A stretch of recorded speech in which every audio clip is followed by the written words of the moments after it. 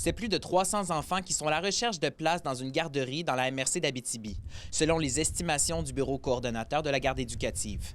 Dans ce contexte difficile, le Centre de services scolaires Arikana a créé 12 places de garde pour les 0 à 5 ans et en priorité pour leurs employés. Les places qu'on a créées avec l'initiative des mini-apprentis répondent avant tout à un besoin de nos employés, prioritairement, qui permettent de concilier le travail et la famille suite à un congé parental.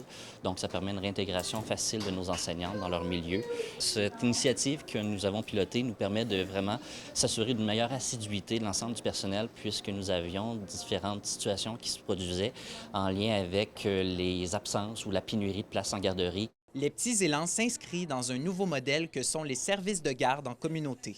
Dans le fond, c'est le ministère qui a ouvert cette nouvelle possibilité-là. Avant, c'était seulement possible d'avoir un service de garde dans la maison où la responsable demeure. Elle ne pouvait même pas louer un appartement y faire un service de garde. Il fallait vraiment que ce soit sa résidence principale. Ils ont décidé d'ouvrir la porte, donc, à des locales qui sont loués ou dans des établissements comme ici. Fait que le processus pour un projet pilote comme ça prend juste un partenaire qui lève la main « Hey, on serait intéressé ». La démarche peut cependant comporter certains défis. On a vécu plusieurs embûches, mais avec le travail collaboratif que nous avons fait avec les partenaires, les différents partenaires, que ce soit la MRC d'Abitibi ou le bureau coordonnateur, on a été capable de surmonter chacune d'entre elles. Les principaux embûches que nous avions eues, c'était de rendre conforme l'ensemble de nos installations, puisque les normes du ministère de la Famille ou du ministère de l'Éducation diffèrent également. Donc, c'était vraiment de rendre vraiment sécuritaire au final pour les enfants, le local.